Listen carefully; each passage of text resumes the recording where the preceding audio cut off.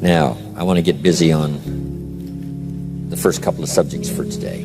Everybody that's okay, say I'm okay.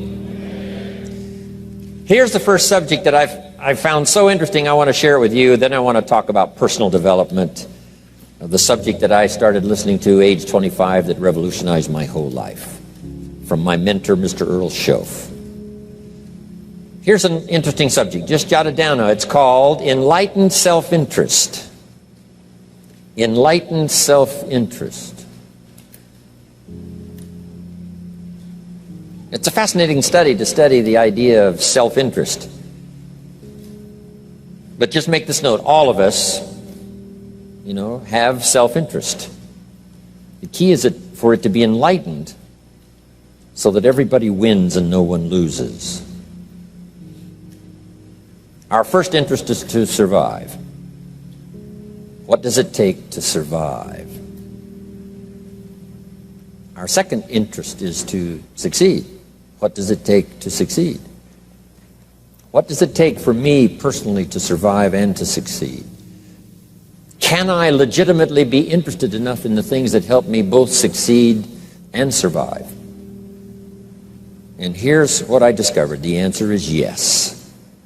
It's possible to exercise self-interest, but to do it in such a way that no one loses, everyone benefits.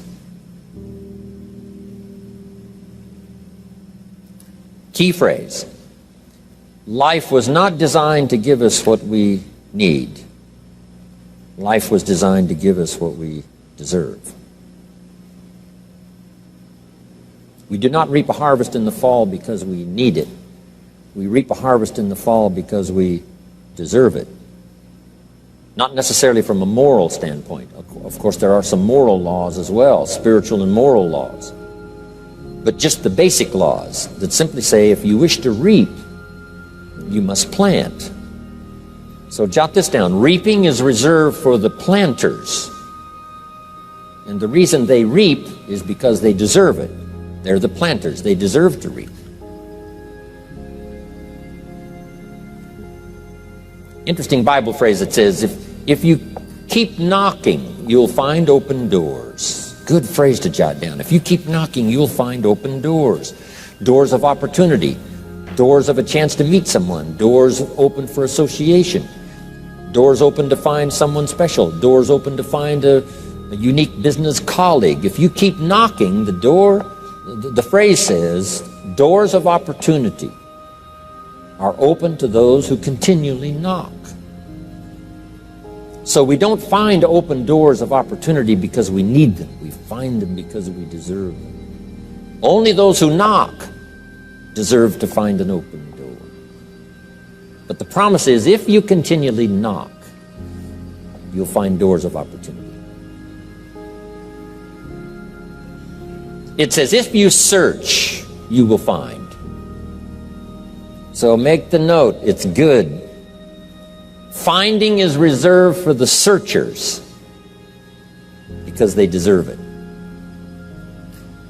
Now, at first they may have needed it, but they now know that just needing it is not sufficient.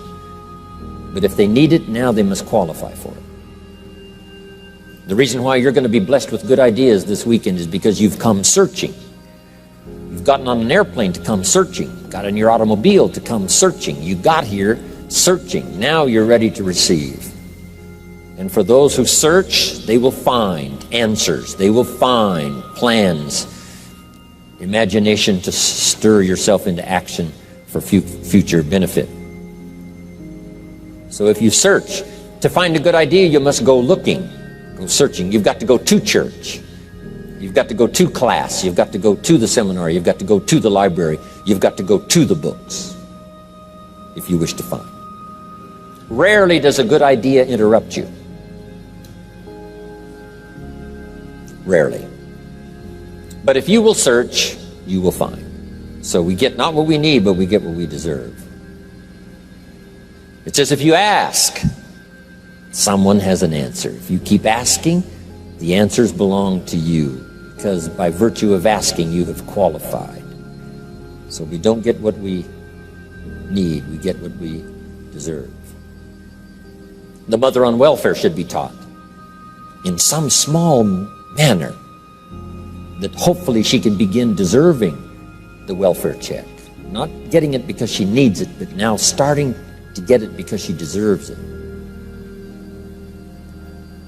If the welfare worker says to Mary, Mary, I brought a bucket of paint and a paintbrush, and the next time I come, if the door is painted and the fence here in front is painted, I give you the check for $450.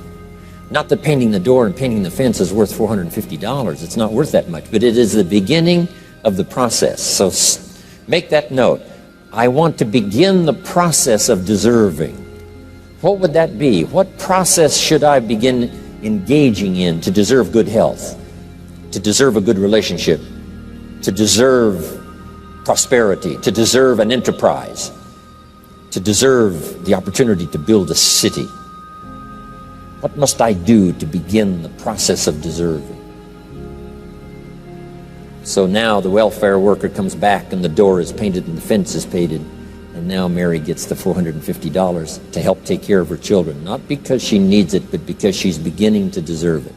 Then the welfare worker thinks of some other project.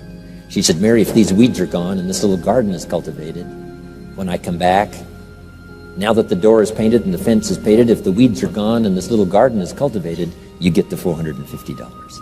And step by step, a new life is emerging, learning the process of deserving it, not just needing.